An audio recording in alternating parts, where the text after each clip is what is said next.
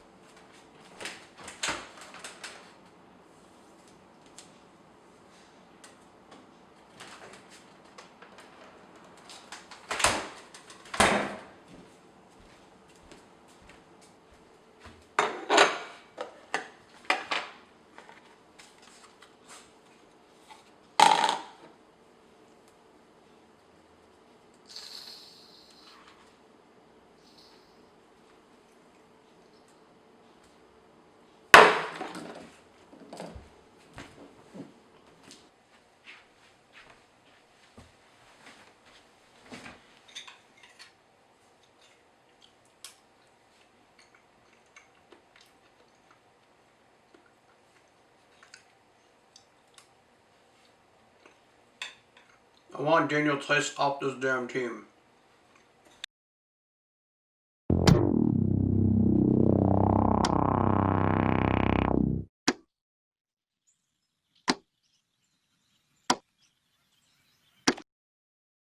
Hello everyone and welcome back to my channel. I am Ask the Truth and today I am in immense pain. So today's video isn't necessarily going to be like a full breakdown of exactly what went wrong for the Celtics throughout the 6 games because quite frankly, if you watch the series, you know exactly what happened. Boston had substantial leads throughout games 1 and 2, but due to poor decisions, whether it be poor decisions down the stretch or poor shooting, they managed to blow those leads. We could go all day about this, but that's something that we're going to talk about for another video. But today, I'm here to tell you a bit of a story. A story that brings me great pain. So remember last year when I made that whole like huge ass 30-minute documentary of like all the stuff that went sideways for the Celtics? Yeah, it turns out there were some ripple effects with that. To bring the whole context of this, we've got to rewind back to the 2017 NBA Draft Lottery. So the Boston Celtics owned the Nets draft pick for that year and won the #1 overall pick. Side note, I know this has been said multiple times, but Billy King, seriously thank you because I have no idea where this franchise would be without you. So yeah, the Celtics won the #1 overall pick and saw Jayson Tatum instead of consensus top pick in Markelle Fultz. They traded down to Philadelphia's 3rd pick and also received the pick that would either be the Lakers pick in 2018 for selections 2 through 5 or the Kings pick in 2019. The Lakers pick ended up conveying to Philadelphia instead, and they picked Zaire Smith over SGA and Michael Porter Jr. Y'all trash. Oh my God. So that meant that the Sacramento Kings pick for 2019 conveyed to the Boston Celtics. Now, prior to the season starting, it was thought that Sacramento was going to be absolute garbage. I mean, if you look at mock drafts from back then, they had Boston picking at least within the top 4 because of this fact. However, when the season came and ended, that wasn't quite the reality. The Kings ended up finishing right outside the lottery, and I thought that was the worst of it. I mean, the version that made this video thought that was the worst part of it, but I was very wrong. I was very, very wrong because it would get worse. So the Kings pick that the Boston Celtics owned was tied for the 12th best odds, and in order to rectify this issue, the league decided to do a few coin tosses to figure out who would pick where. And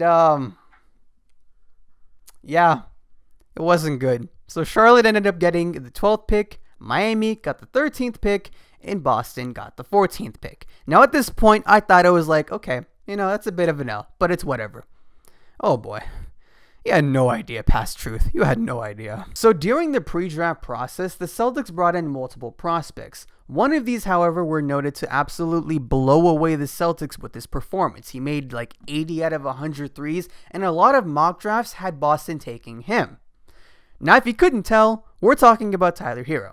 And because of the reports about how Boston was just so impressed with Tyler Herro, It seemed like this was Boston's guy. However, when it came to the actual draft, it became a bit of a different story. The Hornets drafted PJ Washington at the 12th pick, but it was the Miami Heat that were able to draft Tyler Herro at the 13th pick, leaving the Celtics having to pivot and draft University of Indiana's Romeo Langford instead, someone they didn't even bring in for a pre-draft workout nor even interview beforehand. Now, comparing their rookie years, this doesn't even require an analysis. It's very clear what their differences were. But a little more on Langford, because it's important to note he didn't get to play a lot during his rookie year due to injuries. You want to know what those injuries were? Because, oh my god, there are a lot of them. Okay, so let's go over this. There's the right thumb surgery. He had some knee soreness, sprained right ankle, and more recently, torn ligaments in his shooting hand and an abductor strain, or an adductor strain. So, yeah, that's a lot. Yeah, I don't know which voodoo witch person, cursed Romeo Langford, but I'm just gonna have to ask you to stop. I mean, stop. Y'all know that one picture of Kobe doing a pre-draft workout for the Celtics and he had the Celtics gear on that's haunted every Celtics fan for the past 20 years? Well, this exists. So that's going to haunt me for about another 20 years. And coincidentally, they were both drafted at the 13th pick, along with people like Donovan Mitchell and Devin Booker. Speaking of Devin Booker, I knew Tyler Herro had the potential to be like him. I just didn't expect him to be that during year one. Now let's talk about Tyler Herro's performance against the Celtics real quick. If you want to talk about the X's and O's of it, Boston just simply didn't have enough bodies to throw at them. I mean, there are a lot of instances where Kemba had to guard Tyler Herro because Smart had to either guard Goran Dragic or Jimmy Butler. And that just gave Tyler Herro just the whole green light. So in the Eastern Conference Finals, Tyler Herro had averages of 19.2 points, 4.8 assists, 6.3 rebounds on 52.3% shooting from the field and 35% from 3 on over 7 attempts a game. This included his absolutely clutch and stellar performance in Game 4. Boston had the potential to tie the series at 2-2 and gain the whole momentum back, but Tyler Herro just decided to step the heck up. I mean, seriously. He scored 37 points and 5 of 10 shooting from 3, with 17 of those points coming within the fourth quarter. And to put in perspective as to how impressive that is, okay, I got a list here. He holds the record for the most points scored by a rookie in a conference finals.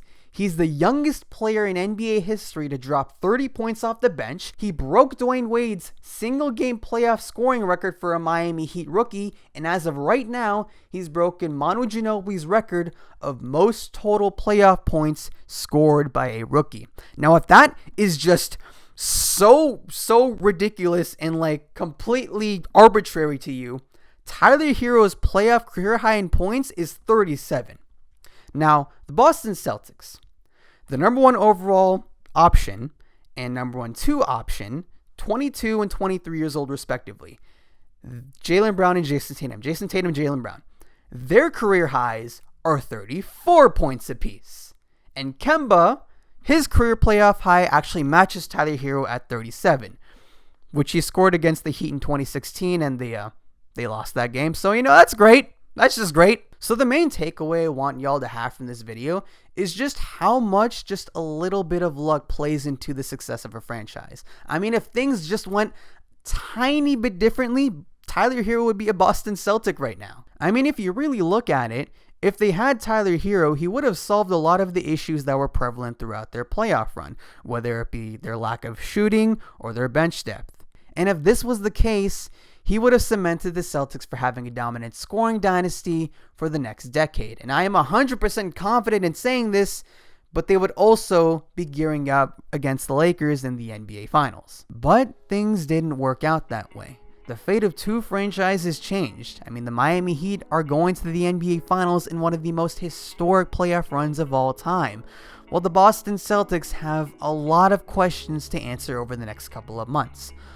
All because of a single flip of a coin. I meant to catch that. I really thought that was going to be cool. Wow. Okay. I'll see you guys next Tuesday.